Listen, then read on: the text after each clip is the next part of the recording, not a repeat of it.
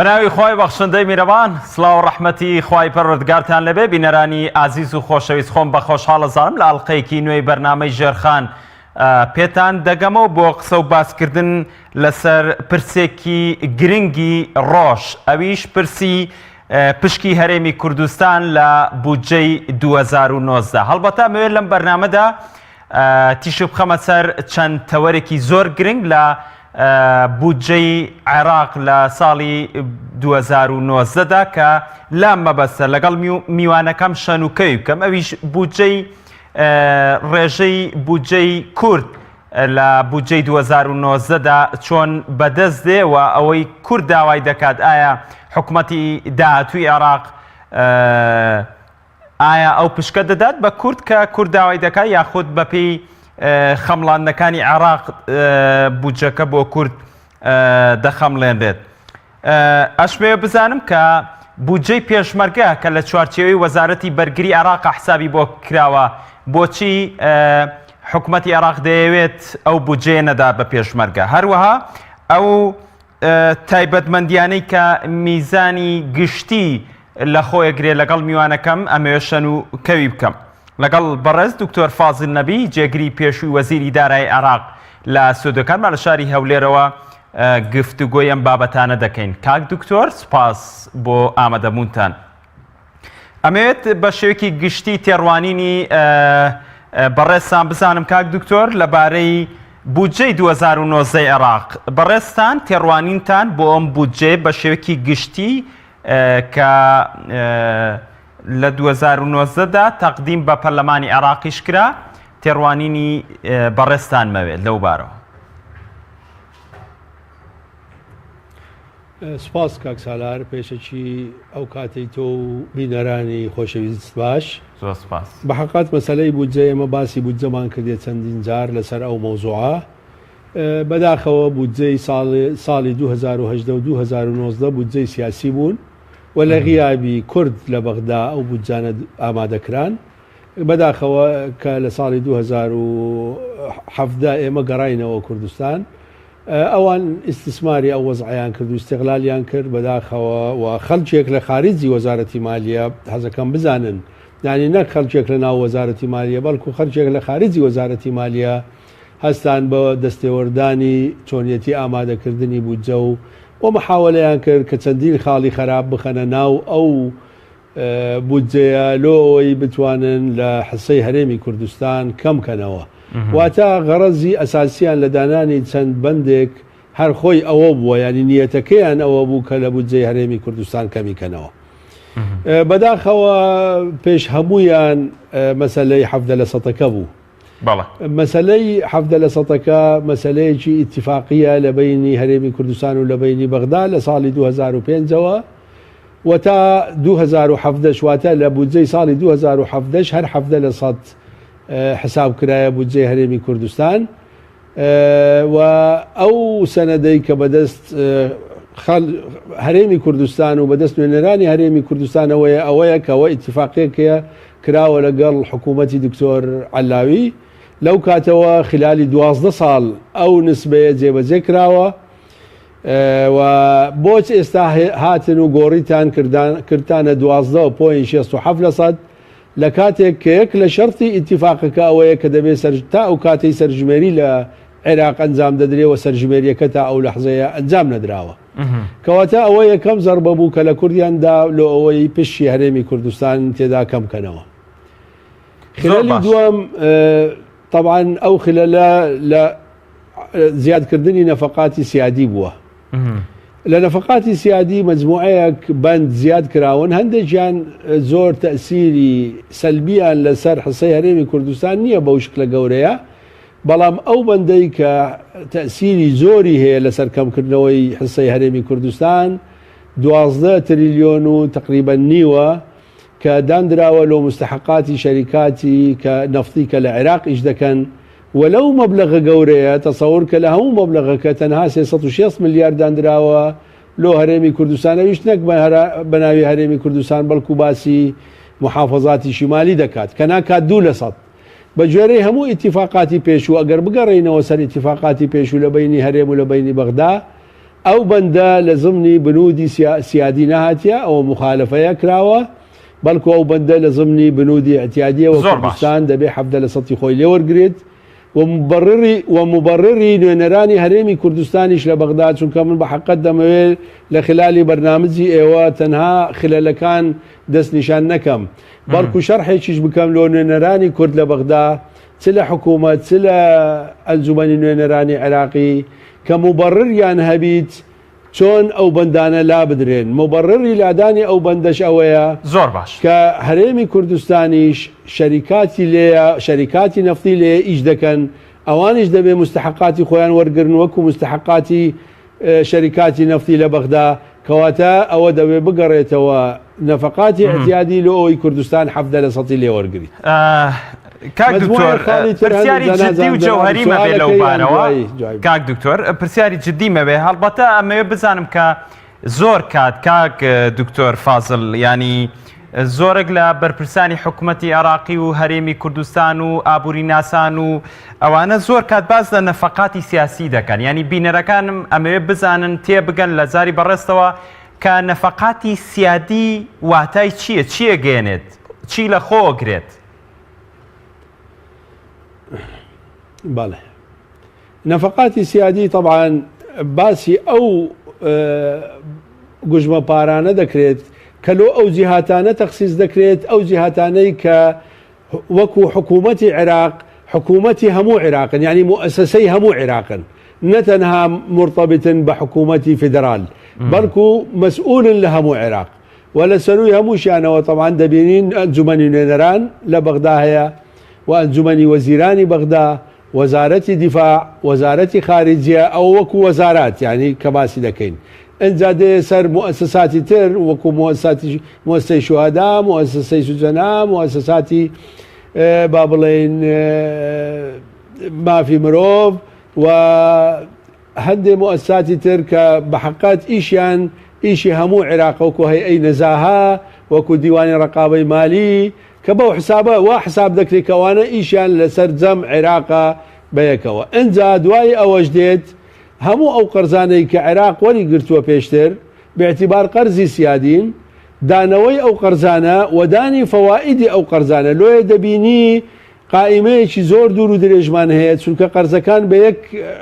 مەبلەغ نەنووسراون بەڵکو هەر قەرزەیەوە قەرزی یابانیە و قەرزی ئەڵمانیە و قەرزی ئیتالیە و قەرزی بەنکی ڕافدەینە و قەرزی ڕەشیدە ئەوە بە قەرزی بەنکی مەرکەزیە دانەوەی ئەو قەرزانەش ئەوانە نەفقاتی سیادین کە لەسەر مستەوای عێراق هەمووی دەکرێت و ئەو نەفقاتە بەو شکلە حساب دەکرێت کاک دکتۆر ینی شتێکەیە لە بودجە پێوتێت تەسوێ حسابات کە لە 2004ەوە تا 2010 ئەمە لە چیەوە هاتووە ئەو تەسوێ حسابات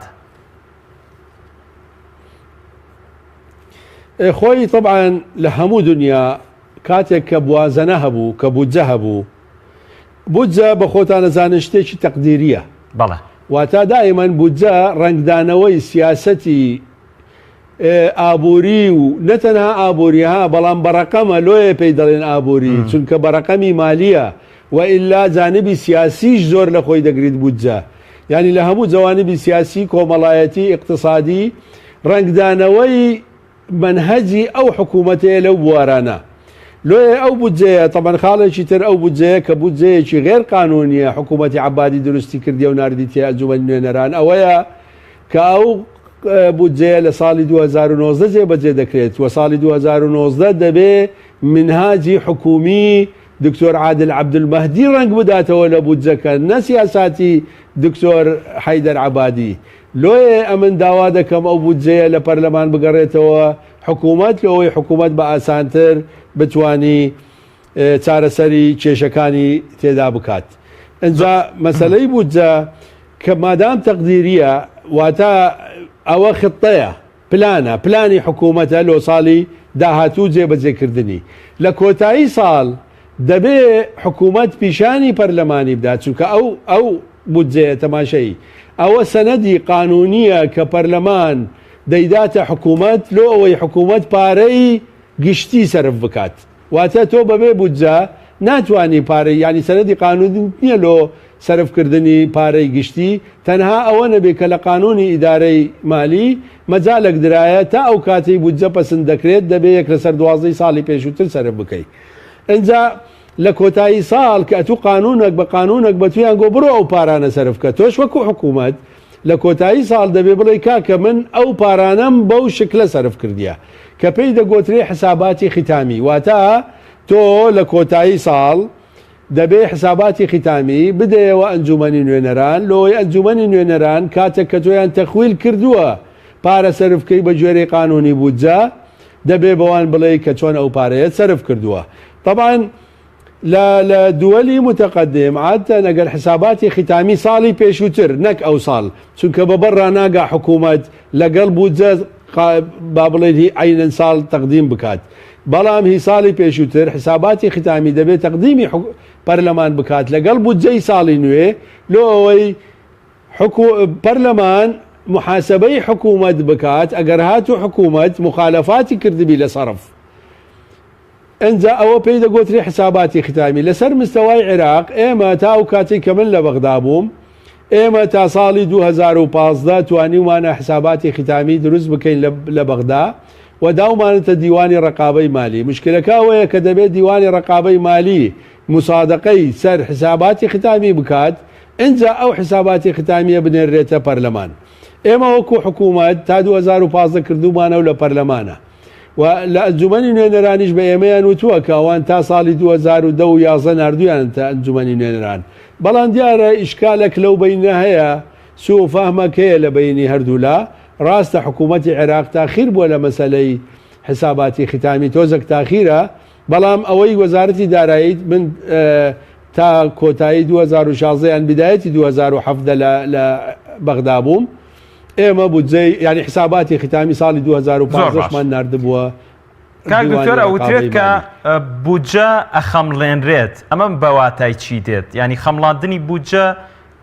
بۆ چییە؟ بودجە هەروەکو گوتم پلانی حکوومەتە لۆ ساڵک بەڵام پلانی ئەو حکوومەتەیە بە گوێرەی ئەرقام مەبالغی مالی لۆ ساڵک کە چۆن پلانەکانی خۆی جێبەجێ دەکات هەروەکو باسم کرد جا پلانی اقتصادیە پلانی سیاسیە پلانی عسکەریە پلانی ئیجتیماعیە هەموو ئەوانە دەبێت لە ناو بودجە هەبن. ئەو پلانە تۆ دەبێت پلانێکت هەبی هەتا وەکو حکوومەت لەسەری بڕۆی و ئەو پلانەش دەبێت بە قانون بدرێتە توول و ئەوەی تۆ سەنەدی قانونی تەبی لەسەر سەرفکردنی ئەموالی دەوڵەت ئەموالی عامە لۆیە ئەوە پلانە و ئەگەر تەماشای بکەین نەتەنها حکوومەت بەڵکو شەریکاتی گەورەش ئەنواعی بودجەیان هەیە لۆ ساڵی داهاتوو لۆ ئەوەی بزانن چۆن ئیش دەکەن واتە دەبێ ڕێپیشاندەرێک هەبی لە پێشت لۆی بزانی ساڵی داهاتوو چۆن ئیش دەکەی و ئایا ئینحرافاتت لەکوێ هەیە لەکوێ مخالەفەی کردی حکوومەت چونکە بودجە بێزگەلەوەی پلانە باشترین ئەداتە لۆ ڕقابەش چاوت لێبی واتە پەرلەمان دەتوانێت محاسبەی حکوومەت بکات ئەگەر هاتوو مخالەفەی بەندەکانی بودجەی کردبوو کەواتە بودجە شتێکی زۆر زۆر مهمە کە خۆی پلانە و لە هەمان کات ئەداتێکی مهمە لۆ ڕقابە. زۆر باشە کاک دکتۆر ئەمەوێت قسێک لەسەر ئەو بڕەپارەی بکەین کە دەبێت بۆ پێشمەرگە دیاری بکرێت دەوترێت ئەو یاسای کە بۆ پێشمەرگە دیاریکراوە لە بودجەی عێراق مەتاتیە ینی بەڕەقەم وەکو حەشتی شعبی دیاری نەکرا کاری بۆ نەکرا هەوڵێکی جددی بۆ نەدرا لەلایەن نوێنەرانی کوردەوە و لەلایەن هەرێمی کوردستانەوە ئەمە چیەگەێنێت بەڕێزت ئەوەنەی شارەزا بووبی لە بودجەی عێراق بۆچی بودجەی پێشمەرگە وای لێ بەسەر هات؟ بەحەقەت بودجەی پێشمەرگە لۆیە ئەو مشکلانەی لێ دروست بوو چونکە پێشتر پێش ئەوەی من بچمە بەغدا من تەوان لە ساڵی 2007 چوومە بەغدا پێش منیش لە 2005 هەندێک اتفاقات کرابوو و مادەیەکی مەتاتی دانرابوو هەروەکو جەنابەت باست کرد لەوەی کە دەبێ حسەیەک لۆ پێشمەرگە لۆ تەسلیح و ڕاتب و تەجهیزات دابدرێت بە جۆرە کە ئیتیفاق لە بینی حکوومەتی بەغدا و لە بینی سەرۆکی هەرێم و دواتر کۆڕا سەرۆکی هەرێم بە حکوومەتی هەرێم لە بینی هەردوو حکوومەت بکرێ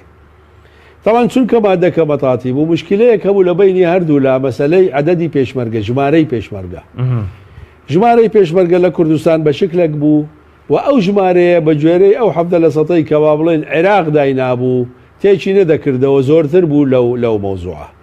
عێراق بە تەمای ئەوە بوو کە لە حدودی 45,000 پێشمەرگە جێ بکاتەوە لە بودجە. هەرێمی کوردستان تەمان ئەوەی قبول نەبوو لە بەرەوەی زیاتر لە 100,000 پێشمەرگە و فعلا 100,000 پێشمەرگە لە کوردستان هەبوو. ئەنجا ئەوە بووە ئیشکال تا ئەو کاتەی تا 2017 ئەو ئیشکالە هەر هەبوو ئەو مادەیە وەکو خۆی دەمایەوە و هەردوو لاش متفق بوون لەسەری. بەڵام لە 2000 تا 2015 لە 2015 کاتێک کە بودجەدانرا بە حقیقت جێگای ئەو شتە بەنەو ئەیشتر کرایەوە کە پێشمەرگە حەقی هەیە جزئەک لە مەسروفاتی با بڵێن هێزی وشکانی عێراق وەرگریت بە گوێرەی عەدەدی سوکانی بۆ ڕاتب و تەجهیز و تەسلیح یعنی لۆ هەر سێشت ڕەواتب و تەجهیزات و تەسلیح. باش ئەنجا ئەو مادەیەش بە حقیقت ئەو کات کە ئیتیفاق هەبوو 6 مانگی یەکەم لە 2015 جێبەجێ کرا بەڵام طبعا مەبلەغ دیاری نەکرا بوو لۆی ڕئیسی وزەرا بەخۆی کە قایدی عامی قواتی مسلحە بوو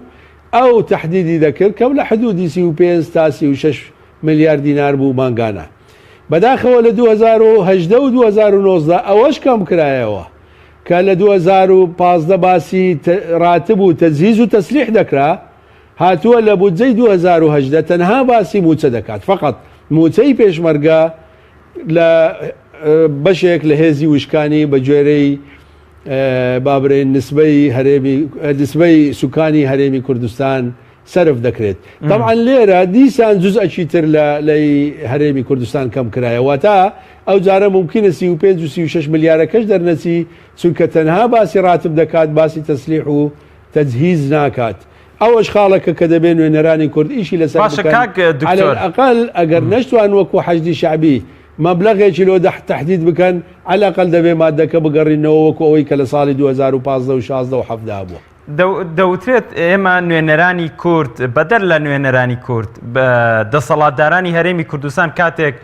داوان لێکرێ بچنە بەغدا بۆ ئیتیفاقیە و بەشداریکردن لە حکومەت ئەم پرسانەیان لە بیر نییە ئایا لە بیریان نییە یاخود بەگوێیان ناکەن ئەگەر بەگوێیان ناکەن بۆچی بە چەند پۆستێک لە بەشداریکردن لە حکومەتێکدا دەبن کە هەمیشە گلەییانێ دەوترێت بودجەکەمان وە خۆی پێسەرف ناکرێت بە پێی یاسا بودجەی پێشمەرگە نادەن کەم یەکەنەوە بۆچی لەوەها حکومەتێکا بن کە هیچ داواکارێکی کورد جێبەجێ ناکرێت یاخود نەخێر ئەوەی یەکەمیانەکە ئەمان لە بیریان نییە بەڕای بەڕێزت کامەیانە؟ کاکە سالار لە خلالی ئەو فترەی کە من لە بەغدا بووم و وەفدی حکوومەتی هەرێمی کوردستان دەهات بە حقیقت ئەو خاڵانەیان هەموو بەبیر بوو و هەمووش مناقەشە دەکرا لەگەڵ سەرۆکی حکوومەتی ئەو کاتی عێراق و ممکنە لەگەڵ دکتۆر عادل عەبدولمەهدیش ئەو مەوزوعانە باس کراون. بەڵام دائما حکوومەتی هەرێمی کوردستان یەک مشکلەی هەبوو دەهاتن بە قسە ئەوانش دەیان گوت باشە و چارەسەری دەکەین و دوایی وا دەکەین دەبوایە حکوومەتی هەرێمی کوردستان تەنها قسەیان لێ قبول نەکات دەبوایە لیجانی تایبەت دابدرێ و قەراری لەسەر بدرێت.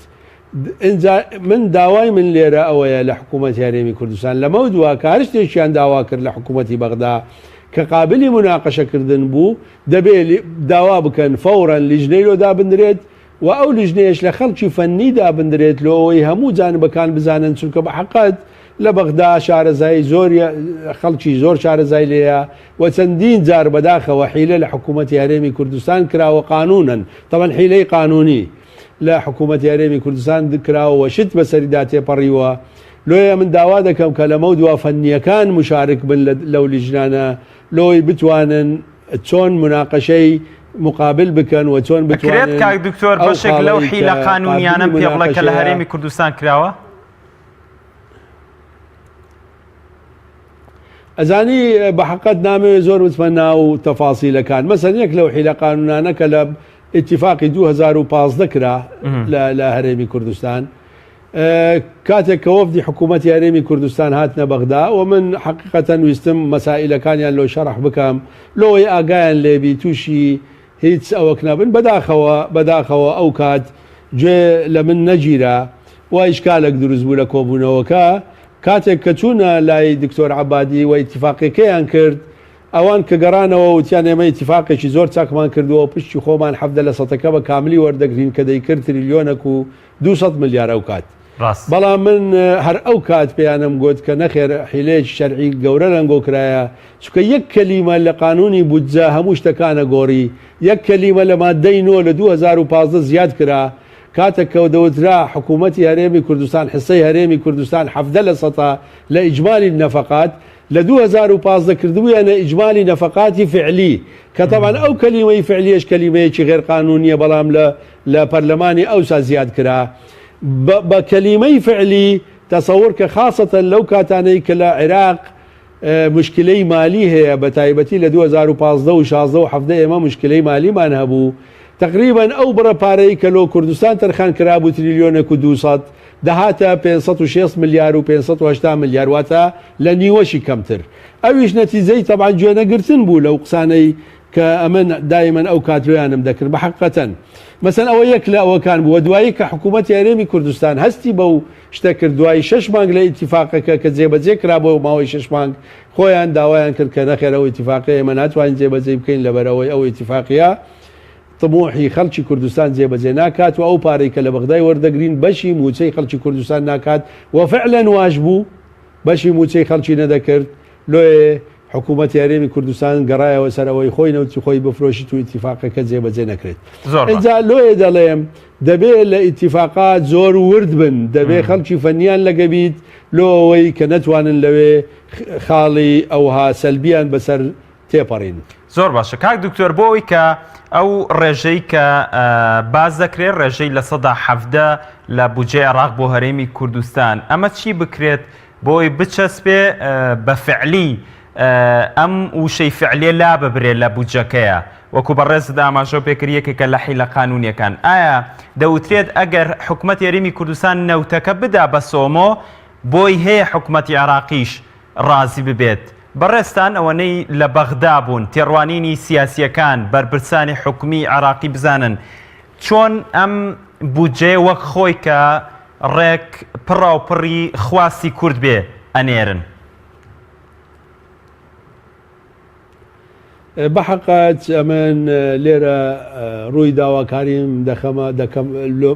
ڕوبەڕووی سەرکردایەتی سیاسی کوردستان حکوومەتی هەرێمی کوردستان وەزیرە بەڕێزەکانی کە ئێستا مشارکن لە حکوومەتی بەغدا و هەموو نوێنەرانی کورد لە بەغدا لە هەموو حزبەکان بەبێ ئیستیسنا و هەموو حزبەکان هەر کوردە کە بتوانی هاوکاربی لەوەی کە دەبێ بودجە بگەڕێتەوە وەکو خۆی دەوێ بیکات ئێمە وەکو کوردستان مبڕیراتی قانونی و منطقیمان لەدەستە لە هەموو ئەو خاڵانەی کا من باسم کردن و من پێشەوەی بێمەێرە بە حقات ئەوڕۆ لە کوردستان تیڤیش باسی هەموو مبڕاتی قانونیم کرد لەسەر هەموو ئەو خاڵانەی کە ئەوان خستوتانە ناو بودجەوە بیانەوێ حسەی هەرێمی کوردستانی پێکەم بکەنەوە بەڵام ئەو چاکردنە چاوت لێبی ئەو چاکردنە لە پەرلەمان ناکرێت بەداخەوە من خۆم چاوەڕێی زیاترم لە بەڕێز دکتۆر عادل عەبدولمەهدی بوو چونکە دۆستێکی کووردە و ڕەفیقی هەمومانە و من خۆشم عیلاقاتی زۆر چاکم لەگەڵی هەیە کاتێک کە پەرلەمان ویستیان بودجەی 2019 بگەڕینەوە حکوومەت ئەو داوای کرد کە بودجەکە نەگەڕێتەوە لە پەرلەمان بمینی و لیژنەی هاوبەش لە بینی پەرلەمان و حکوومەت دروست بکرێ لۆ چاکردنەوەی بودجەکە طبعا ئەوە بەداخەوە دیسان دەڵێمەوە بەداخەوە ئەوەش دیسان با بڵێن شتێکی ترە بەرامبەری خەڵکی کوردستان دەکرێت چونکە بودجە لە پەرلەمان چاک ناکرێتەوە بەو شکلەی کە ئێمە دەمانەوێ بودجە ئەگەر نەگەڕێتەوە حکوومەت پەرلەمان ئەو دەسەڵاتەی نییە بە گوێرەی قانونی ئیدارەی مالی کە بێ ئەو هەموو شتانە چاک بکاتەوە لۆیە ئەمن داوا دەکەم کە حکوومەتی هەرێمی کوردستان سەرکردایەتی سیاسی هەرێمی کوردستان نوێنەرانمان لە بەغدا هەر هەمویان لە حکوومەت و لە پەرلەمان زەخت بکەن ئەو بودجێ بگەڕێتەوە حکوومەت و لە حکوومەت چاکردنەوەکەی هەم ئاسانترە و هەم حکوومەت دەسەڵاتی هەیە کە هەموو شتێک چاک بکاتەوە لە ناو ئەو بودجەیە ئەوە خاڵی یەکەممانە و خاڵی دووەم کە داوا دەکەم کە گەر هاتوو ئەو بودجێ چاک نەکرایەوە بە حەقیقەت دەبێت سەرکردایەتی سیاسی هەرێمی کوردستان دەبێت مووقیفی هەبێت و مووقیفی توندی هەبێت چونکە ئەگەر لە بیدایەتی تشکیلی حکوومەتی نوێ ئەو حیلەیە لە کورد بکرێت و ئەو زوڵمە لە کورد بکرێت ئەی دواتر چمان لێ دەکەن لۆیە دەبێ و ئەو شتە دەچەسپێندرێ ئەگەر چا نەکرێتەوە دەچەسپێندرێی تر هەتایە لەسەر کورد دەبیتە ماڵ لۆیە دەبی مووقیفی توندمان هەبیت بەرامبەری ئەو چاکردنەوەیە و دەبێ هەمومان زەخت بکەین لەسەر مەسلەی چاکردنەوەی بودجەکە لەوەی بەسەرمان تێنەپەڕیت چکە زۆر شت هەیە زۆر جاری وا هەیە کە بەسەر ینی بەسەردا تێپەڕی ئەمن زۆر جار دەڵێم وا مەکە کە مقابلەکەت شەرمی لێت بشتێت چونکە ئەگەر شەرمی لێت شکا ئیتر هەموو شتێک دەکات بەداخەوە ئەوان کە توانیان 7% بکەنە 12.67 کە ئەگەر هاتوو ئەو کات ئێمە مووقفمان هەبوایەوە لێ نەگەڕابینە نەیانەتوانی ساڵی 2009 شەمان شت بکەن ئێستاش لەبەرەوەی حکوومەتێکی نوێ هاتیە و ئەوێت با بڵێن نیازپاچێک بەرامبەری کوردستان بنوێنیت دەبێ پێی بڵێن ئەگەر نیازپاچیتان دەوێت دەبێت بودجەکە چاپ بکەن ئەوە شەرتی ئەساسیە لۆ مشارەکەکردنمان لەگەڵ ئێوە ئەجینا مووقیفی ترمان دەبیت. کاک دکتۆر ئێستا وەزارەتی مالیە واتە وەزارەتی دارایی پشکی کووردە و یەکێک لە لایەنە سیاسیەکانم پشکەی بەرکەوتووە کە ڕۆڵی هەیە لە عێراقا و لە چەندین ئیتیفاقی لەگەڵ لایەنەکان کە حکوومەتیان پێکێناوە بەشدار بووە. پێت وایە ئەرکی وەزارەتی دارایی وە بە تایبەت وەزیری دارایی لە ئەم بودجەیە ئەبێ ڕۆڵی چۆن بێت؟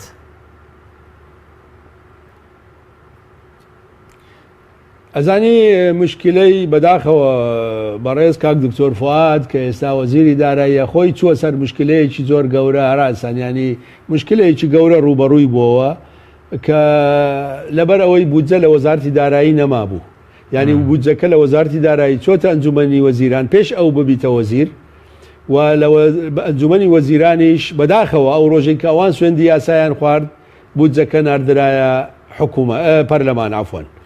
و حتا بە جێرەی معلوماتی دقیقی من ڕۆژی دووەم کە ئەنجومەنی وەزیرانی نوێی عێراق لە کۆبوونەوەدا بوو ئەنجا بودجەکە نێردرا چونکە ڕۆژی پێشتر تەوقیع کرابوو و ئەو ڕۆژێک کە ئەوان لە کۆبوونەوە بوون ناردرا ئەنجا بەڕێز کاک دکتۆر فواد هیچ ڕۆڵێکی نەبووە لە مەسەلەی دروستکردنی ئەو بودجەیە ئەو کاتە دەمانتوانی گلەی لە کاک دکتۆر بکەین یان لە وەزیرە بکەین کە گەر هاتوو پێش دروستکردنی بودجە پێش ئامادەکردنی بودجە ئەوان وەزیر بوونایە بەڕێی من ئەگەر بودجەکە بگەڕێتەوە حکوومەت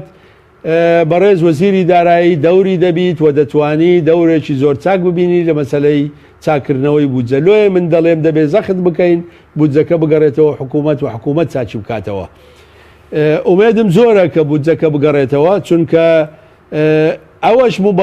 مبەڕێکی گەورە لە دەست خەڵکی هەرێمی کوردستان و لە دەست نوێنەرانی هەرێمی کوردستانە هەروەکو پێشتر باسم کرد بودجە ڕنگدانەوەی منهاجی حکومیە و لەبەرەوەی منهاجی حکوومەتی دکتۆر عادل عەبدولمەهدی لەو بودجەیە هیچ ڕنگدانەوەیەکی نییە بەڵکو ئەو بودجەیە خەڵکێکی تر دروستیان کردووە پێشی ئەوان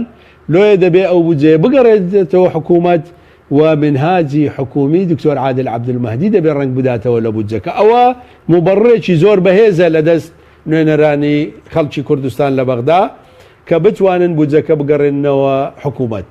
من دڵنیام لەوەی کە ئەگەر هاتوو بودجەکە گەڕاندرایەوە حکوومەت ئەو کاتە وەزیرە بەڕێزە کوردەکان دەتوانن دەوری باش ببینن لە مەسەلەی چاکردنەوەی بودجە. کاک دکتۆر ئەگەر ئەم بودجەیە بەم ڕێژەیە کە بۆ کورد دیاری کراوە چەسپێنرا تاو نەگەڕایە بۆ حکوومەتی عێراق ئەو کاتە کورد دەبێت چی بکە ئەمە دیوێکی پرسیارەکەمە دووەمیان ئایا ئەم بودجەیە بەشی چی هەرێمی کوردستانەکە بەشی موچە و خەرجیەکانی هەرێمی کوردستانەکات؟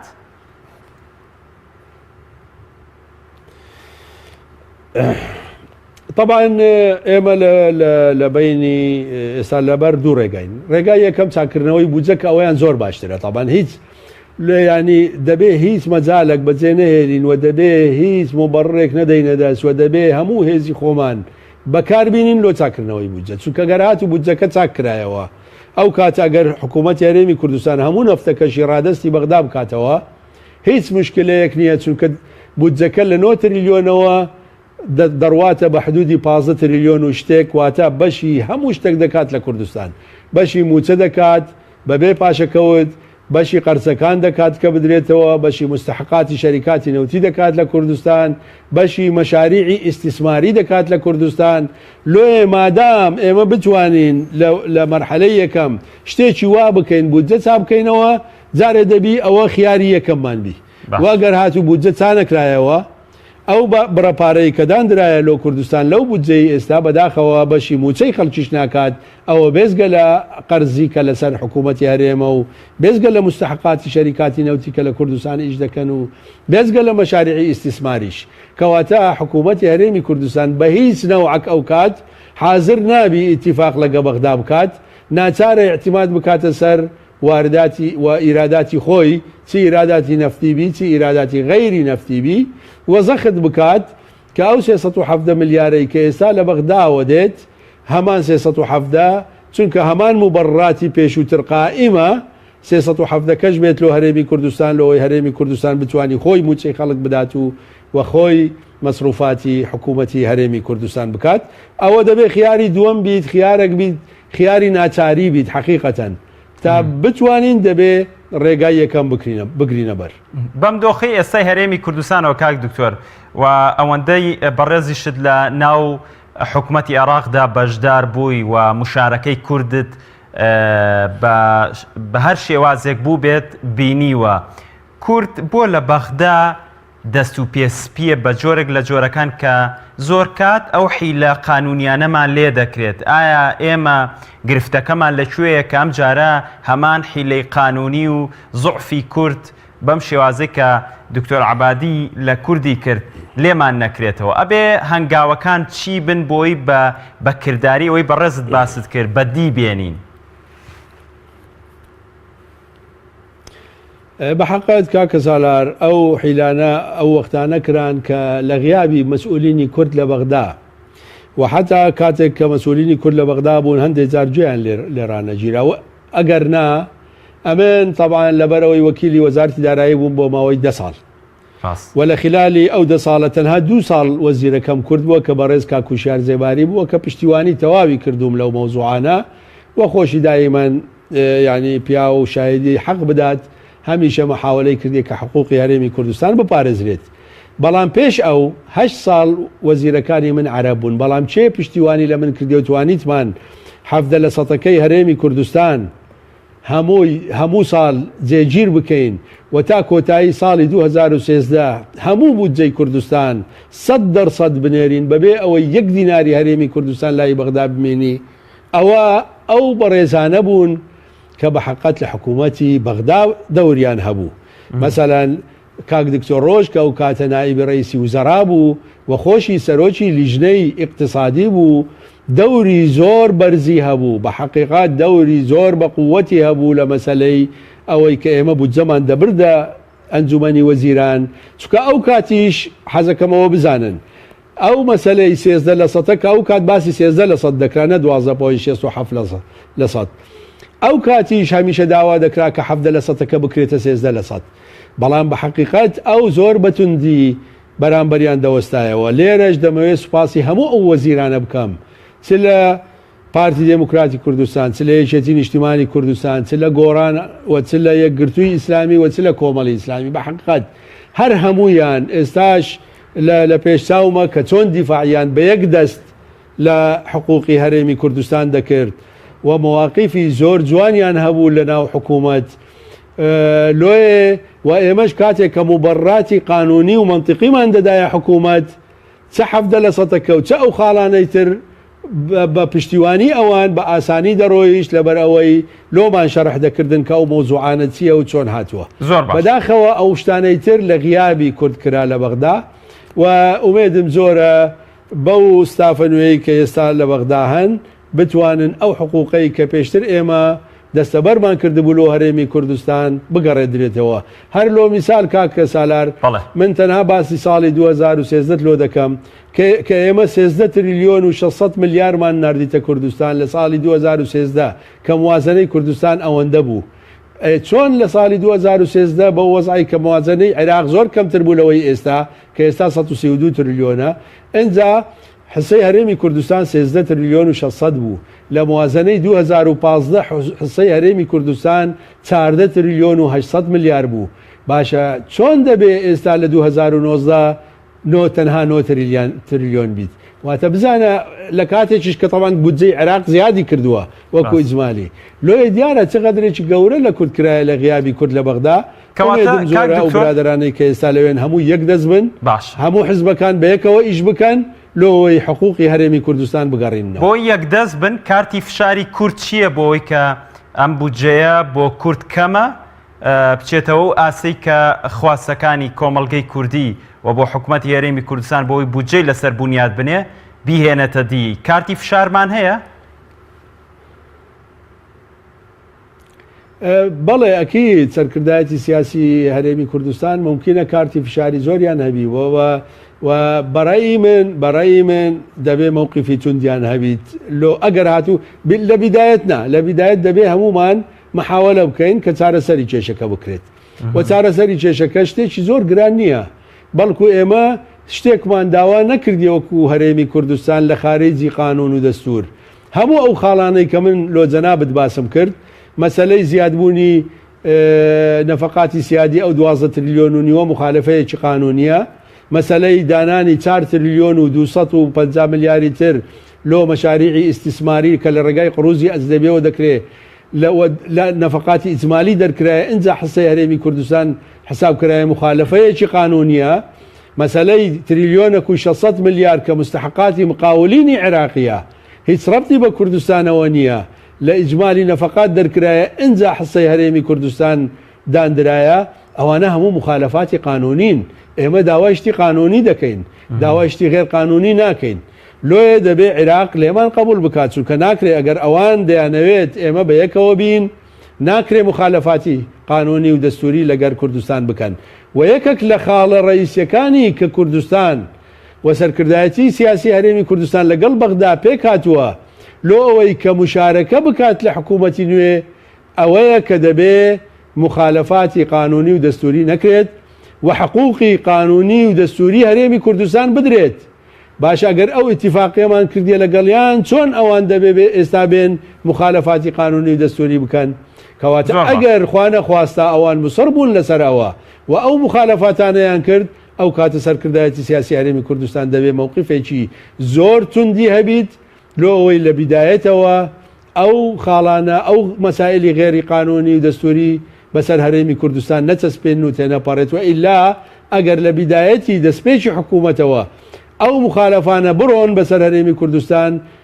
ساڵەکانی تر زۆر وەزا خراپتر دەبی کە نابێ ڕێگای ئەوە بدرێت بە هیچ نەوەیەک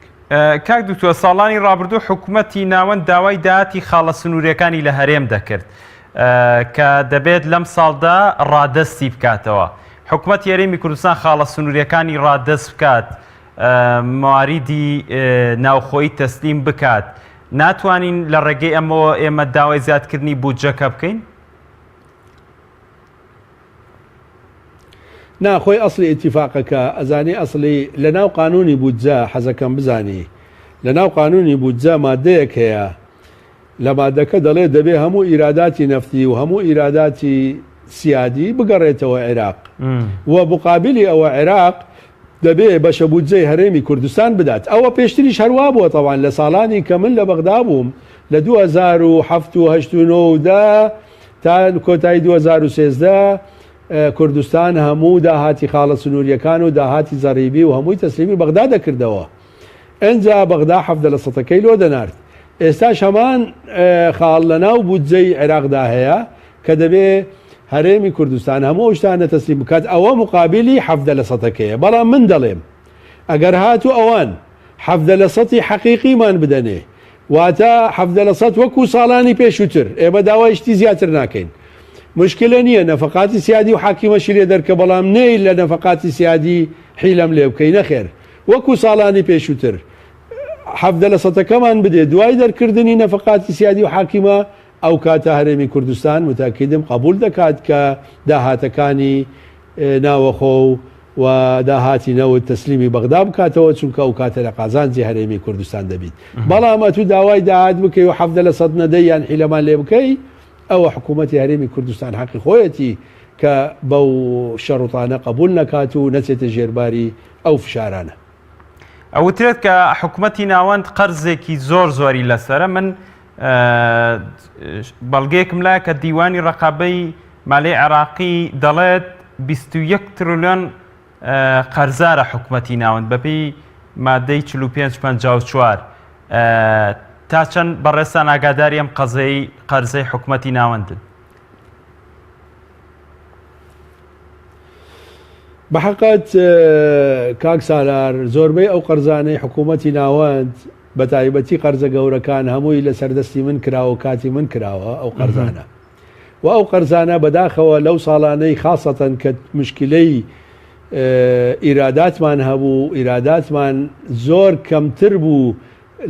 نەدەگەیشتە یەک لە سەرسەی بووچەی عێراق یعنی ئیراداتی نەوتی عێراق من مەسەلەکت لۆ دیدم ئیراداتی نەوتی عێراق تقریبا ملیارێک و 600 ملیۆن دۆلار بوو کە لەو کاتێک کە ڕەواتب لە عێراق 3 ملیار و 600 ملیۆن دۆلار بوو بزانە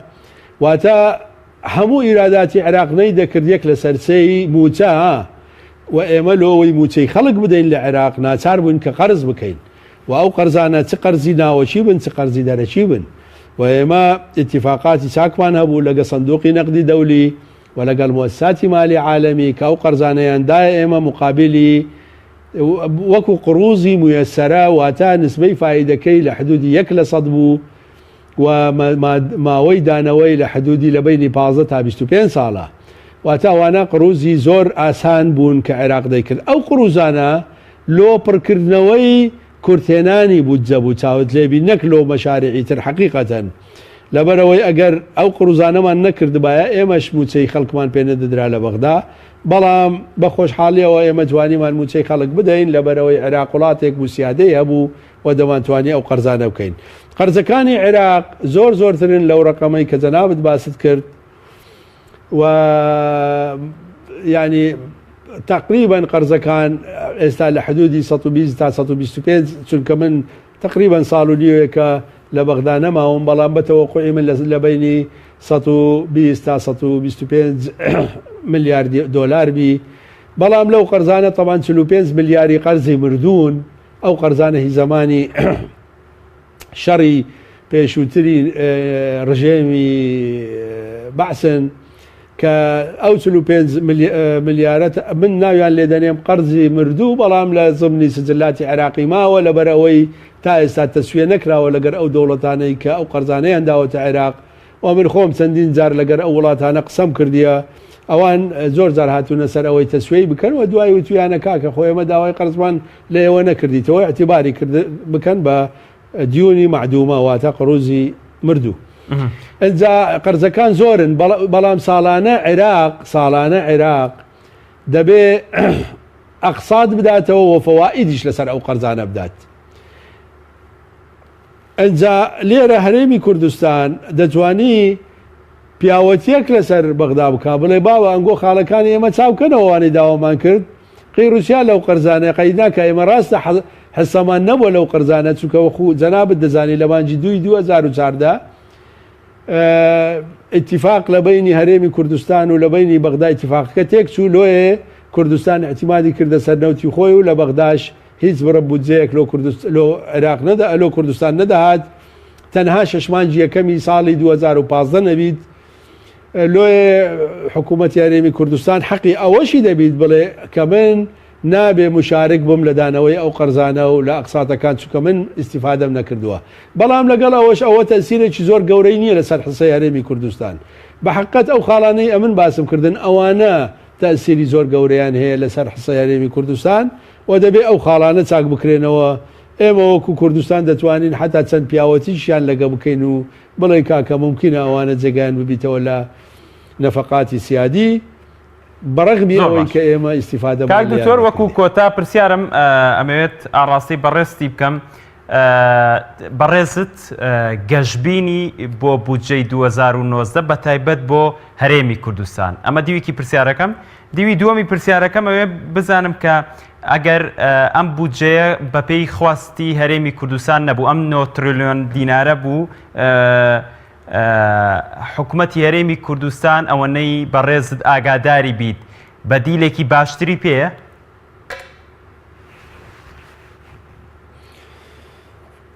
بەحقیقەت مەسەلەی گەشتبینی وەزعەکە تۆزێک ئاڵۆز بووە لەبەرەوەی حکوومەتی نوێی عێراقیش ئەو مووقیفەی نەبوو لۆچاکردنی بودجە دەبوایە خۆیان داوا بکەن، نەک پەرلەمان بڵێ لۆتان دەگەڕینەوە ئەوان بڵێن نەخێر کاکەمەی گەڕینەوە بە هەر لای ئێوە بی و لەوێ چاک بکرێن، نەخێر ئەسڵەن دەبوایە حکوومەتی بەغدا